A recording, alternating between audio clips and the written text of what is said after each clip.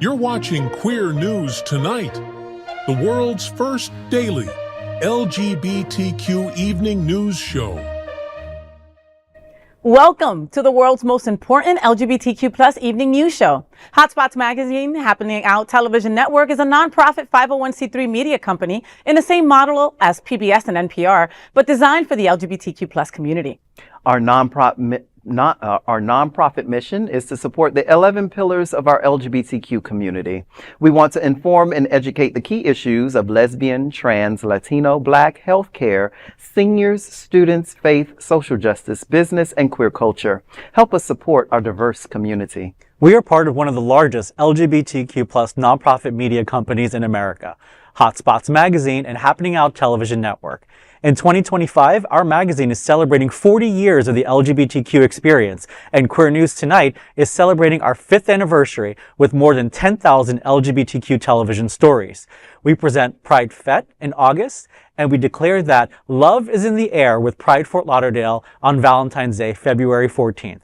Our magazine, events, television, news, talk, and entertainment shows support our mission to educate the LGBTQ and broader community.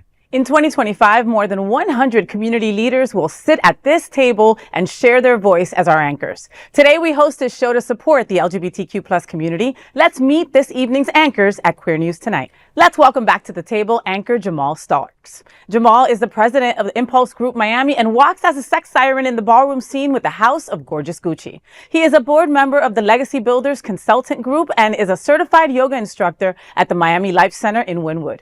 Jay, so Patrizia's Queer Happy Hour will be taking over on July 9th. Tell me what's happening out. At North Beach, Fort Lauderdale, LGBTQ and friends will host a Patrizia's Happy Hour on Wednesday, July 9th from 5 to 7 p.m. at Patrizia's Fort Lauderdale. As part of the Summer Happy Hour series, the event will feature great food and drinks, specials, and lively and inclusive atmosphere.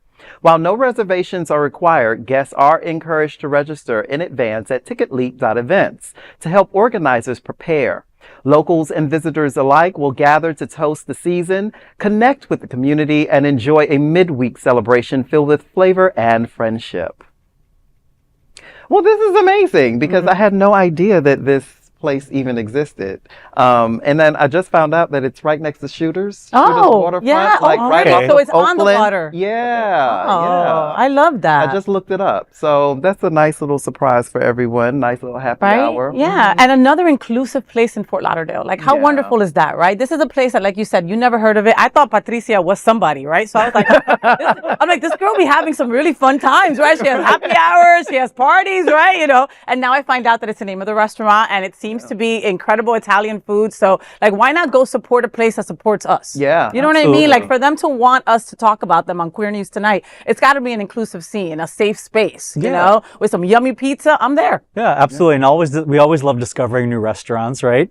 You know, so especially Italian food. We love Italian food. Yeah. And knowing that it's over by Shooters, like, it's just beautiful over there on the water. Yeah, yeah. There used to be this drag show there, like right on the water, and it was called like Flip Flops. Flip Flops. Or something like that. Do you remember that? Yeah, they tore it down. Oh, I'm hurt. Yeah, Okay. Shooters is expanding onto that property. Oh, I'm hurt. I'm Yeah. hurt. But Patrizia's, they're not going to get on over your side, okay? Because you're going to have all the wonderful gay people on your side having pizza and enjoying all their time there, not thinking about flip-flops one bit. No. All right? Queer News Tonight looks forward to seeing you all at Patrizia's Queer Happy Hour on July 9th. And that is the big LGBTQ story for today. There is no other queer nonprofit media platform like this in the entire world. Support our LGBTQ stories by subscribing and sharing Queer News Tonight.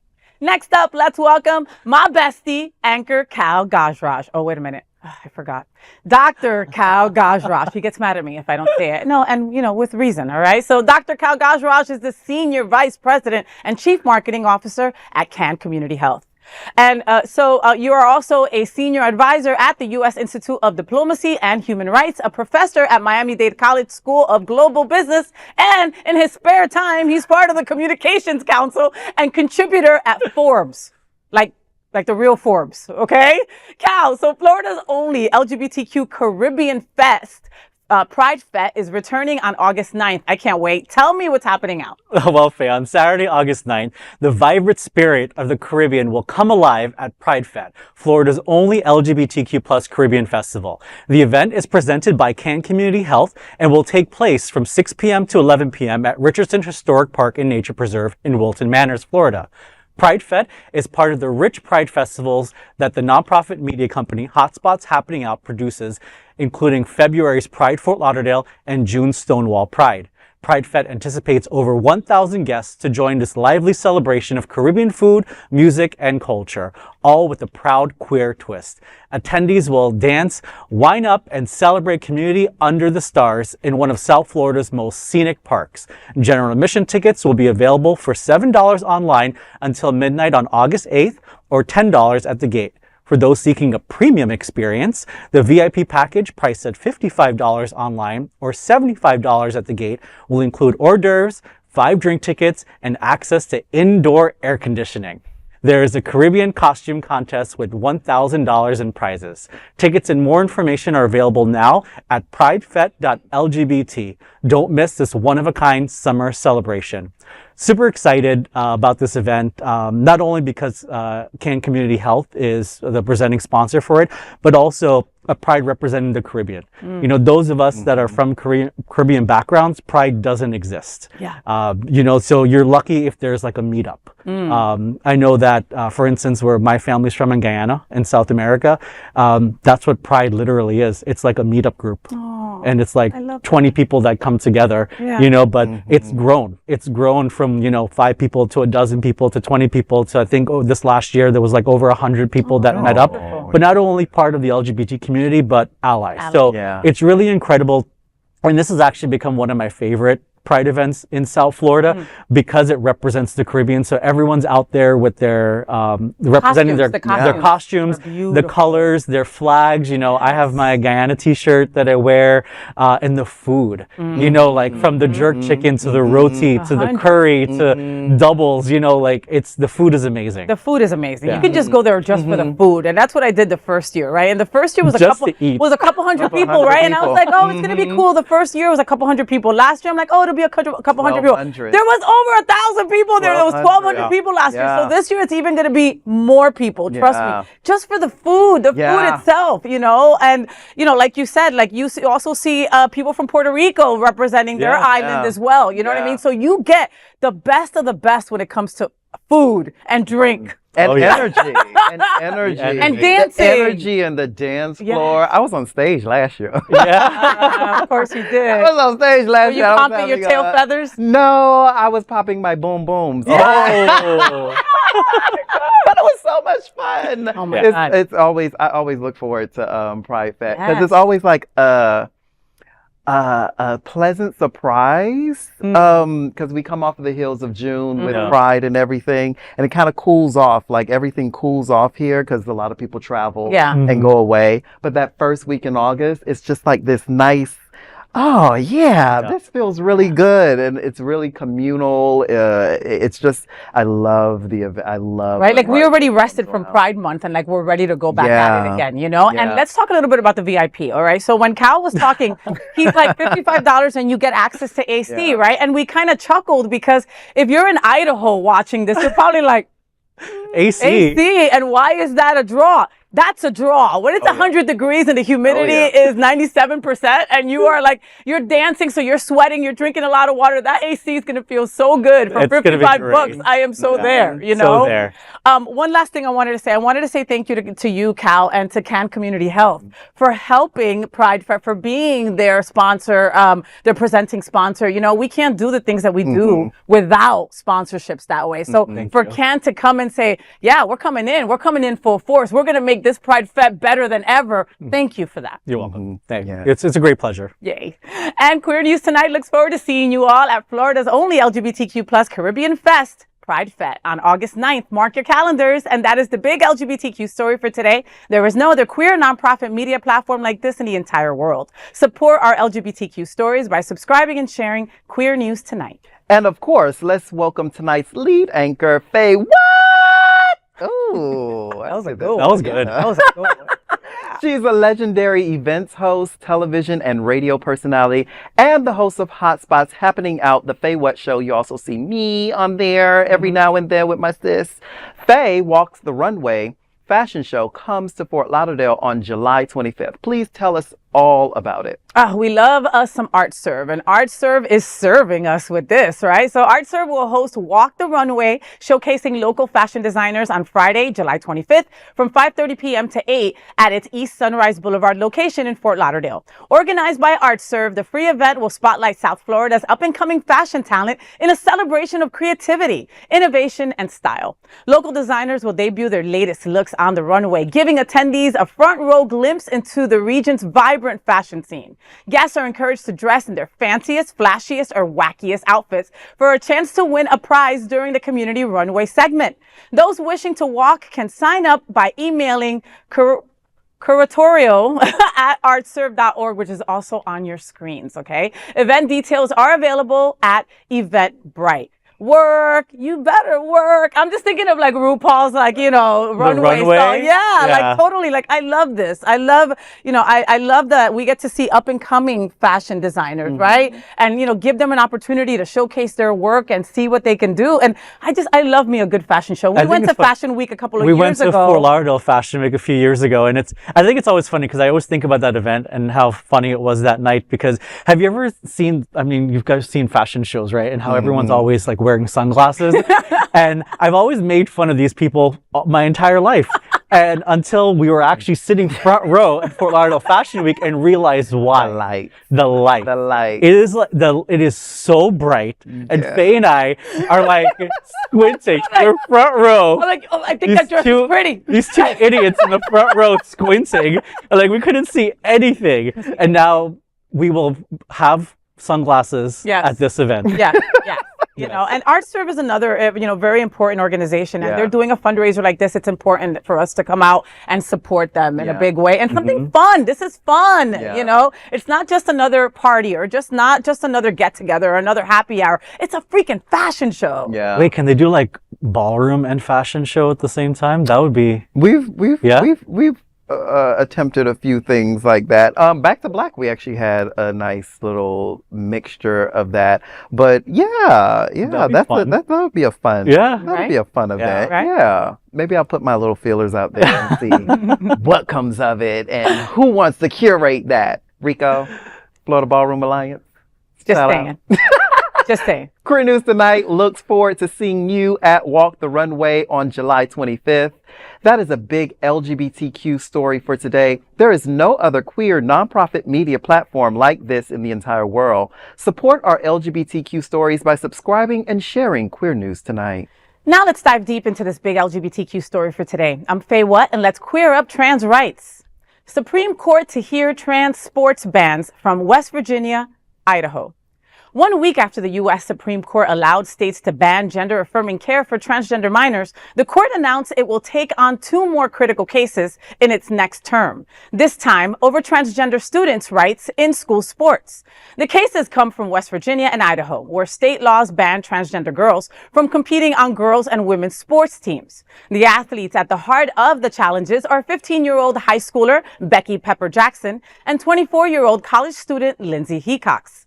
Both have won lower court rulings allowing them to play on teams aligning with their gender identity. The American Civil Liberties Union, which represents them, welcomed the court's decision to review the bans. Supporters of the bans claim they ensure fairness in women's athletics, but the ACLU's Joshua Block disagrees. Speaking to The Advocate, Block said, quote, "Trans kids play sports for the same reasons their peers do, to learn perseverance, dedication, teamwork, and to simply have fun with their friends," end quote. He warned that banning trans youth from playing will make schools less safe and more hurtful for all youth. Pepper Jackson takes puberty blockers, while Hecox has undergone hormone treatments, including testosterone suppression and estrogen. Both were previously granted injunctions that let them compete, although Pepper Jackson's win was partially reversed before being reinstated by an appeals court. Hecox also prevailed before the U.S. Court of Appeals for the Ninth Circuit. West Virginia's law defines female athletes strictly by their biological sex assigned at birth. Idaho's similar statute states that sports designated for females, women, or girls should not be open to students of the male sex. West Virginia Attorney General J.B. McCuskey cheered the Supreme Court's decision to hear the case, posting on Twitter, quote, "More huge Supreme Court news today. Stay tuned," end quote. With over half of the U.S. states having passed similar bans, the Supreme Court's upcoming ruling could set a precedent nationwide, determining whether these laws violate Title IX and the Equal Protection Clause of the Constitution. Oh my God, lots to unpack. So let me get this straight. Two young women who just want to play sports like everybody else are getting dragged to the Supreme Court because of who they are. Trans kids don't want special treatment. They want fair treatment. They want to play with their friends. And if the court decides to side with fear over facts, it won't just be a loss for trans athletes. It's going to be a loss for all of us. And these are just kids. You know, like for a country that has an obesity problem, Yeah. right? I mean, granted, I played sports in school. I'm not the most athletically inclined, and there have been girls that whoop my ass. You know, but that's what's happened. Like, I think that adults need to just let kids be kids. You know, no one's ganging up on anyone. You know, there aren't boys beating up on girls, you know, girls beating up on boys, you know, in these sports. It's just that these adults have gotten in the way of these kids being kids. And these adults have politicized everything, including kids. Yeah. And sexualize kids, and the adults are the problem, right? And that's why we have to go to the Supreme Court, because now more than ever, all of these rulings and all of these things are setting precedent. They're going to be historical. They're going to be what sets us up for the future. I'm a little afraid and apprehensive of SCOTUS listening to this, because I don't have much faith in the structure of where we're sitting today in the United States as far as the federal government. But hopefully, I mean, if it swings the way it's supposed to, we will have set precedent, because at this point there's no academic knowledge. There's no scientific knowledge. None. There's nothing you can really pound to people or talk to people or lecture to people about transness and all of its biological and like, people don't get that far. They only get as far as clickbait. Yeah. So at this point, we need to leave it up to SCOTUS to sort this out, and preferably they move one way. As the way this country is moving, I'm just afraid that, you know, sets the precedent, like you said, and then all the other states will follow suit. Right. Yeah. You know, and then like you said, it's a kid. Imagine that kid who's 13, 14 years old that just wants to freaking play a sport. That's it. They're looking around at the adults like, I don't understand what the big deal of this is. Yeah. And that's why I think it's ever more so important for community, as far as like adults go, for us to form our own community leagues, form our own community, like those who are, I don't believe in allies anymore. I believe in accomplices. So, so those accomplices who also have children who don't mind forming something, because this is the time to also create out of. They won't allow us to do that. Create urban leagues, create these regional programs that will allow kids to just be kids, and also with other kids with like other them. kids like them, or not raising them in transphobia, homophobia, or racism, because those are inbred things that they just regurgitate because of their parents, and it's so sad. Well, that is the big LGBTQ story for today. There is no other queer nonprofit media platform like this in the entire world. Support our LGBTQ stories by subscribing and sharing Queer News Tonight. Now let's dive into this big LGBTQ story for today. I'm Jamaal Starks, and let's queer up politics. Could one big, beautiful, bogus bill be the GOP's undoing? LGBTQ community hopes so. In a narrow vote of 218 to 214, House Republicans, led by Speaker Mike Johnson, passed President Donald Trump's signature domestic policy bill, now named the One Big Beautiful Bill. The bill was signed at a lavish July 4th party at the White House. The legislation slashes health and nutrition programs relied on by millions of Americans, including large numbers of queer people, while extending tax cuts for the wealthiest 1% of Americans. Only two Republicans, Representative Brian Fitzpatrick of Pennsylvania and Thomas Massey of Kentucky, joined all Democrats in opposition. Democratic leader Hakeem Jeffries delivered a marathon 8-hour and 45-minute floor speech to delay the bill, calling it an extraordinary assault on health care of the American people. The bill cuts Medicaid, SNAP food assistance, and Planned Parenthood funding and pours billions into immigration enforcement. Kelly Robinson, president of the Human Rights Campaign, said in a statement, quote, "This disaster of a bill has always been about one thing, funneling more wealth to the ultra-rich while hard-working Americans, including LGBTQ plus people, suffer." End quote. One of the bill's most extreme measures, a nationwide ban on gender-affirming care under Medicaid. It was removed after intervention by Senate parliamentarian Elizabeth McDonough and behind-the-scenes work by Senator Tammy Baldwin and Representative Sarah McBride. Still, LGBTQ advocates warn of severe impacts. The bill could push 14 million people off Medicaid, a program vital to queer communities and those living with HIV, cuts to mental health clinics, and stricter food stamp rules hit LGBTQ people, especially trans people and people of color. For Democrats, the bill has become a powerful symbol of what they call Republican extremism, and a political weapon they're ready to wield against vulnerable GOP incumbents in 2026 midterms. Both the House and Senate are controlled by MAGA Republicans, but by only a few seats. This means the midterm election of November 2026 will be a major milestone for LGBTQ rights in America. Ooh, well, we're here. It's I have so many thoughts on the big bogus bill. So many thoughts, but I revert back to this is what we voted for. And it's hard to put into words what this actually means, because I don't think you can actually, again, I go back to, I don't think we can actually lecture, explain, intellectualize all of the things that this means. And this is literally the playbook out of Project 2025. Yeah. I actually read Project 2025. I've sat and researched, like after a few months after his inauguration, I said, you know what? I've seen the talking points, but let me actually pull up the document. It's actually almost 1,000 pages and go through. It's scary. It's horrible, but this is literally out of the place. This is literally like if Project 2025 was a layout, the big beautiful bill is the Bible.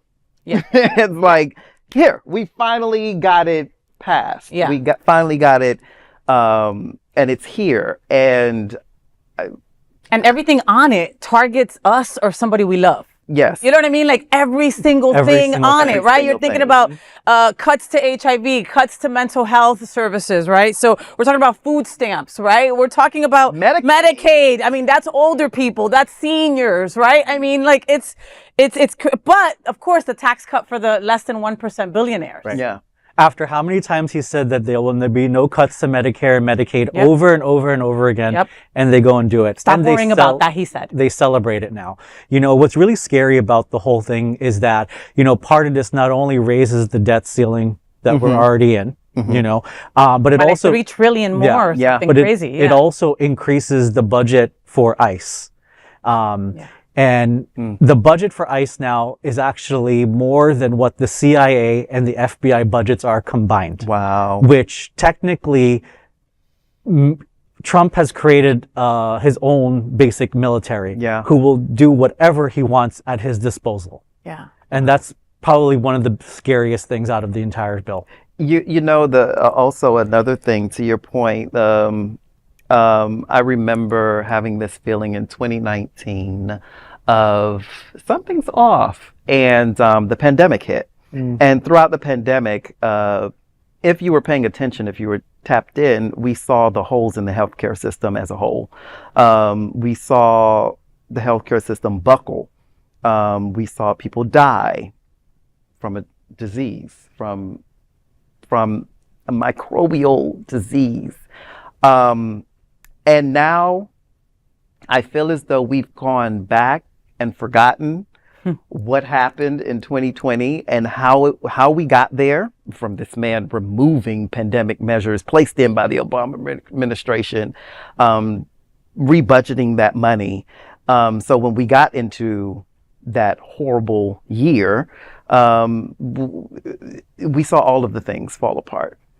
That chasm hasn't been corrected. That void hasn't been corrected in healthcare. That all of the things that were problematic are still there and has been exacerbated. And now we're back to full functioning globalization society.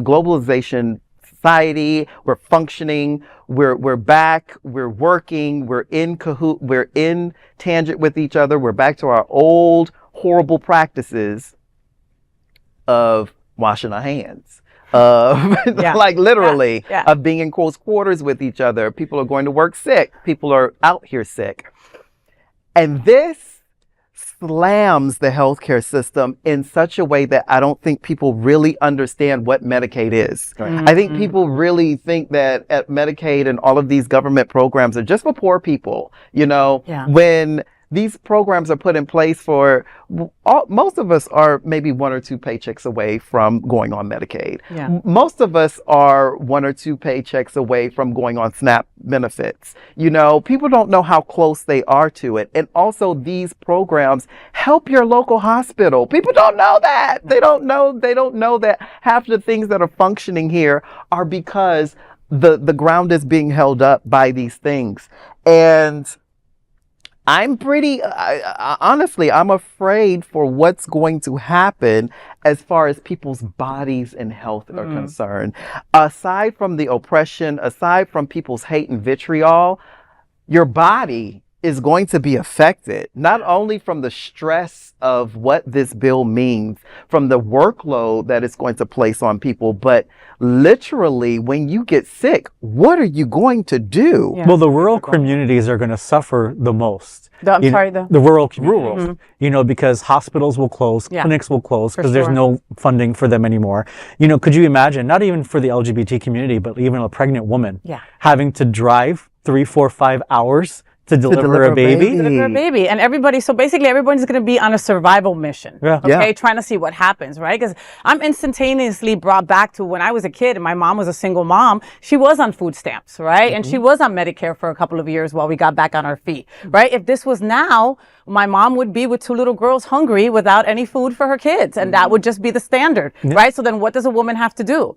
Break the law, or just, again, survival of the fittest? That's what they want to happen out there.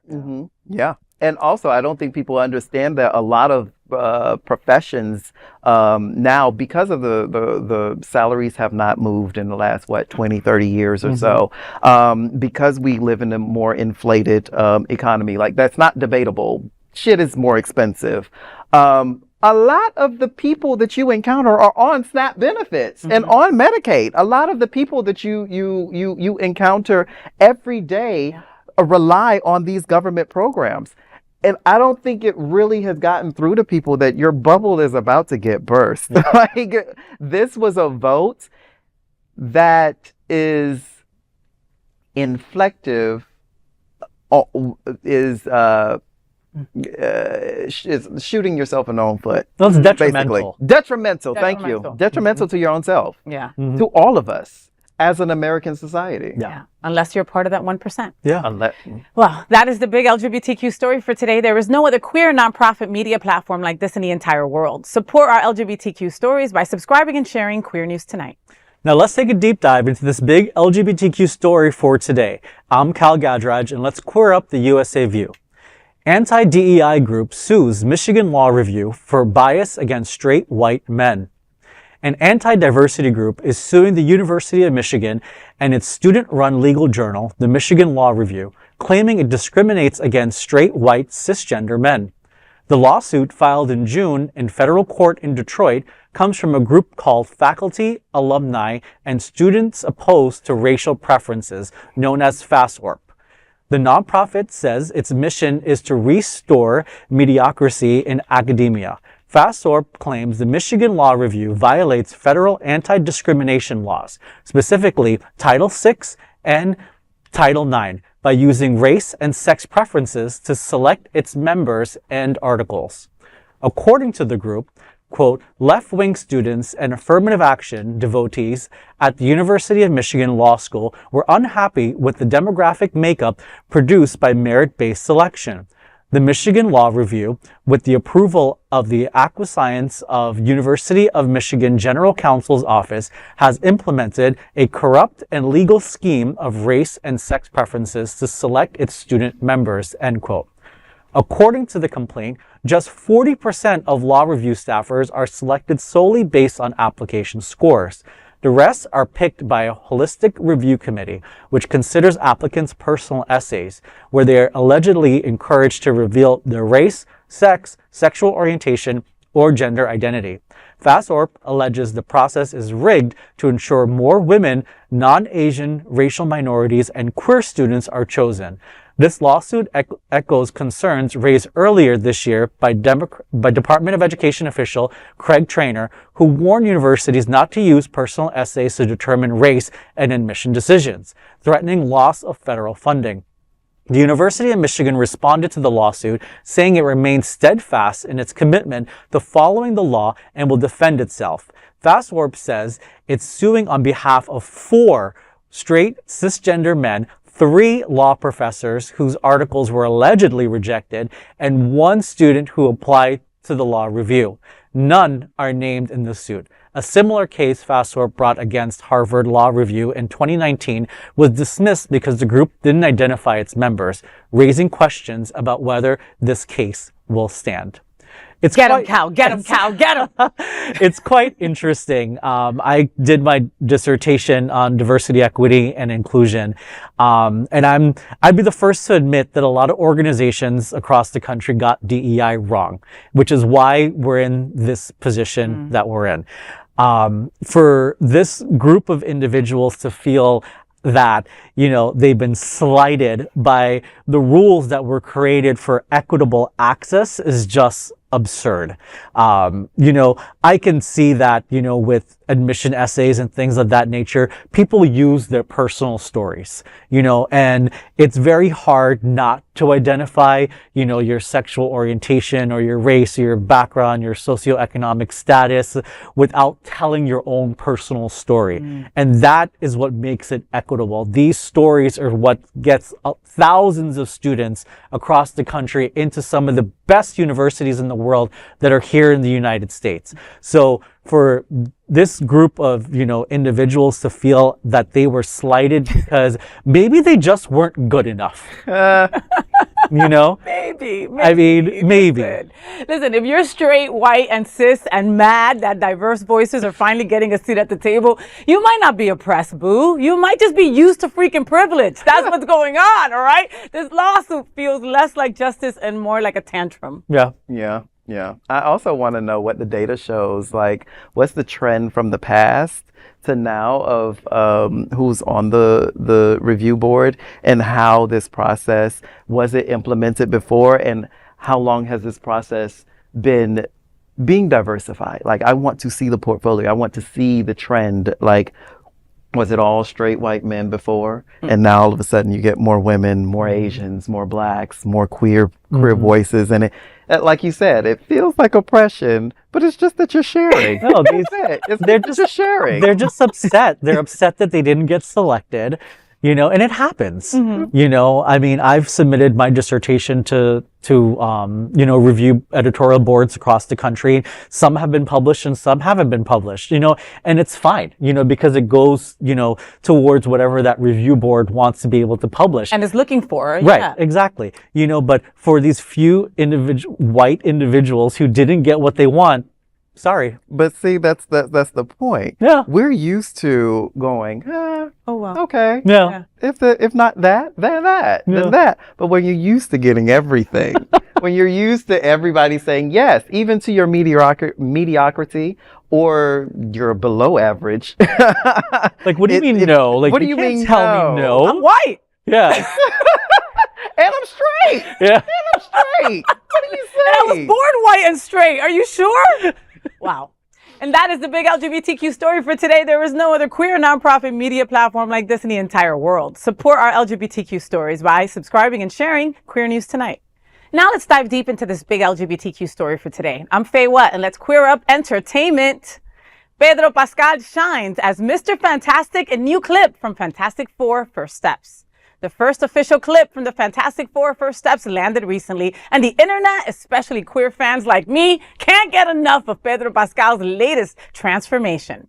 Pascal, affectionately crowned everyone's favorite daddy, steps into the Marvel Cinematic Universe as Reed Richards, aka Mr. Fantastic. He's joined by The Crown's Vanessa Kirby as Sue Storm, Stranger Things' Joseph Quinn as Johnny Storm, and The Bears' Ebon Backrack, as Ben Grimm. Together, they make up Marvel's first family. That is about to grow. The scene posted today shows the four sharing a calm 60s style family dinner. When Reed and Sue arrive late, Johnny quips, "You're late." Sue seems confused, replying, "What do you mean?" And with that, Ben puts two and two together. Sue is pregnant. Comic book readers know where this is headed. In Marvel lore, Reed and Sue's child, Franklin Richards, is one of the most powerful beings in the universe. Could this tie in with the arrival of Galactus, played by Ralph Ineson? Time will tell. Also joining the cast is Julia Garner as a gender-swapped Silver Surfer, a choice that had some calling the film woke. Fans online are already raving. The Fantastic Four: First Steps premieres in theaters July 25th, and judging by this first taste, LGBTQ plus Marvel fans are ready to embrace this fabulous five. I personally cannot wait. Listen, Pedro Pascal as Mr. Fantastic, baby, I am already stretched thin thinking about it. You get it? You get it? The curls, the voice, the daddy energy. I don't care if the universe is collapsing, okay? And let's be honest, when the internet asked if everything stretches on him, we weren't talking about his arms. Hashtag daddy elastic. I absolutely love the LGBT community's fascination and obsession with Pedro Pascal. It's totally warranted and completely deserved. I mean, he's an amazing actor, just first of all, but just overall, great guy. And did we ever determine whether he was like an ally of the community or if he was he's actually a huge gay? ally because Yeah. his sister's trans. Yeah. Oh, wow. And okay. he makes it a huge point to bring her to all his openings. He's always posting on his social media about Trans Day of Visibility and Pride, et That's cetera, awesome. et cetera. So he's a ginormous ally. And me and Jamaal were talking about it earlier about a show in the 90s that Jay used to watch that Pedro was on. And Undressed MTV. Any millennials out there, you have to be late 30s, 40s. Early 40s. Early 40s. To go back to 1999, Pedro Pascal. I did not know it was him. So I used to watch this as a former Jehovah's Witness child. Take that in. At Okay. 11:30 p.m. midnight-ish, there was this show called Undressed. It was really campy, but it was really queer, really gay, and it just dealt with a lot of teenage college issues and stuff. Oh, oh God. And it was like a soap opera. It was a and soap opera. And Pedro played a gay boy, and he had his gay boy boyfriends also that you were lusting over. Yes. And it was a lot for 1999. Oh God. You know what I mean? I didn't know it was him. And and then you fast forward 26 years, and Pedro is on The Last of Us. He's in Fantastic Four. He's in Narcos. He's in all these incredible movies. Yeah. And it's not an overnight thing. Like, he's been doing the damn thing since the building it up. 90s. Yeah. And I also love, our community's affinity with all of these Marvel movies because we are superheroes. Yeah. There's a little bit of each of us that it's our own little superpower. So we identify with these characters. 100%. I think, right? Like, I think that was the point behind a lot of the Marvel universe Mm-hmm. with most of the characters, like from X-Men. X-Men to all of the universe, from the black characters now, the Black Spider-Man, yes, Black Panther, yeah. Black Panther, Ironheart, like all of these themes are like, you guys are the superheroes. Yeah. You are the superheroes of the world, and I just love it. I can't wait to see what's going to happen with this particular segment of Fantastic Four, because I fell out of love with it. Because they've done this before. They've done this Okay, before. okay. They've done this before. This is like a revamp, and I like that they're bringing in the child, because the child is supposed to be like the most powerful in the universe. So we're gonna. I'm Give it a chance. I'm gonna give it a chance. I'm gonna see what happens. You know. Listen, I'll watch toilet water if Pedro Pascal. That's the thing. Like, I stopped watching Marvel. I saw Black Panther because I wanted to, right? But for the most part, I stopped watching a long time ago because the storylines got a little dull, right? Yeah. With X-Men, it was very clear that that whoever put this together was queer, right? Because it was just like, you're trying to come out, you're hiding from the universe, you can't show your powers, be yourself. you can't be yourself, like so gay, right? And then like it just kind of changed. Yeah, they like, kind of watered. you know what I down a mean? few Now things. with Fantastic Four, you're giving me this opportunity to maybe like these Marvel stuff again, especially if you got Pedro in it, you know? Yeah. And his role, right? I'm not getting it wrong. Everything stretches, right? Yeah. How fantastic. Everything. And that is the big LGBTQ story for today. There is no other queer nonprofit media platform like this in the entire world. Support our LGBTQ stories by subscribing and sharing Queer News Tonight. Now let's deep dive into this big LGBTQ story for today. I'm Jamaal Starks, and let's queer up entertainment. Pixar's Elio cuts queer themes, and what's the result? Pixar's newest animated film, Elio, may look like a sweet intergalactic adventure, but behind the scenes, it has become another flashpoint in the ongoing controversy around LGBTQ representation in mainstream animation. Originally directed by Adrian Molina, Elio reportedly contained gentle nods to queerness in its earliest version. According to The Hollywood Reporter, early test audiences in 2023 saw signs that the 11-year-old titular character might be queer. One playful moment showed Elio designing a pink tank top from the beach trash for a Trashion show, held for a hermit crab. Another featured his bedroom decorated with images that hinted at a crush on a boy. While the film was never meant to be a coming out story, Molina had hoped to include these early markers of identity. But those moments were erased from the final cut. The Hollywood Reporter claims Pixar executives were dissatisfied with the original version, and Molina reportedly left the leadership screening in 2024 feeling hurt. He eventually exited the project. The film was then reworked under co-directors Madeline Sharafian and Domi Shai. An anonymous Pixar artist said, quote, "It was pretty clear through the production of the first version of the film that the studio leaders were constantly sanding down these moments in the film that alluded to Elio's sexuality for being queer. A lot of people like to blame Disney, but the call is coming from inside the house. A lot of it is obeying in advance behavior coming from the higher execs at Pixar," end quote. The revised version, which removed much of the queer subtext and presented Elio as more masculine, has struggled at the box office, earning just $41.9 million domestically so far against a reported $150 million budget. The artist also asked whether they would have lost this much money if they simply let Adrian tell his story. Elio is now playing in theaters. This is not a surprise because we're starting to see big production execs, start to run a little scared due to the political positioning of America in our society. So, but even though there's no sexual tendencies or innuendos or anything that was in there, and I think as little little brown boys growing up, we had to watch Disney movies and Pixar movies that that these princesses that were forced to fall in love with these toxic male characters, you know, and these look like you. storylines Yes. that didn't look like us, Yeah. you know, and stuff like that. And, you know, I think it's absurd when people say that, oh, you know, you're throwing these queer storylines in our face. I'm like, well, we had to grow up with your storyline. Yep. Exactly. Yep, You I know? was groomed and sexualized since I was 12 Right. years old as a Latina Yeah. little girl. Yeah. Okay, And I for- mean, yeah, and for the little aspect of, you know, like he found a pink tank top. Like there's nothing sexual about About that. a pink. You know, boys can wear pink as well. Exactly. Pink is a color. yep. You know, it doesn't mean anything. You know, so those little things, you know, give kids who, you know, may be questioning their sexuality, you know, or have questions about different things to be like, oh, it's okay.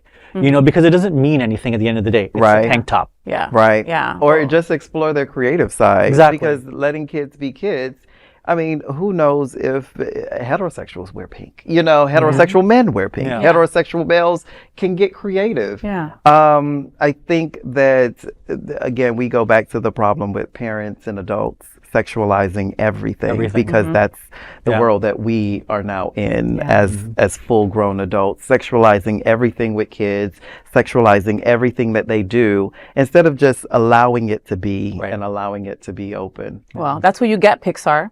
That's what you get. That's what you I get. mean, that's what you get. You know, America Ferrera, who's one of my favorite actresses, was supposed to be in Elio. And she I left didn't know because that. Adrian Molina, because all his directorial stuff was on the cutting room floor. And she was like, I don't want to be a part of this anymore. Right. Yeah. You know? Good for her. Yeah, right. You know, and I love Zoe Saldana, who she is amazing. She's Yeah. actually from Passaic, New Jersey, and amazing. But again, this is the worst opening in Pixar history. Wow. Yeah, wow. Okay, this is Pixar that we're talking about. Yeah. So I mean, you should have let the little queerness in. Yeah. Maybe it gave it a little spark. Yeah. Well, that is the big LGBTQ story for today. There is no other queer nonprofit media platform like this in the entire world. Support our LGBTQ stories by subscribing and sharing Queer News Tonight. Those are today's headlines from Queer News Tonight. These anchors represent the best of our LGBTQ family. If our community is important to you, share this news with your friends and family. Join the conversation on your favorite streaming platform. Queer News Tonight is the only live LGBTQ digital television show that is in the world, that is out of the closet and into the headlines. We need your support. If our community is to grow and then thrive, we must tell our stories and bring them to the attention of the broader world. This is the only place in the world that tells these types of LGBTQ+ stories in motion and sound. That is the passion of Hotspots Magazine, Happening Out Television Network, and Queer News Tonight. That's right, Cal. And I am your lead anchor, FayWhat. And on behalf of these LGBTQ reporters, the incredible anchors of Queer News Tonight, including Jamaal Starks and Dr. Kal Gajraj. We will see you daily at 8 p.m. to our LGBTQ+ world. We hope that you will join us by embracing love, generosity, bravery, by being transformative, and of course, being queer. Good night.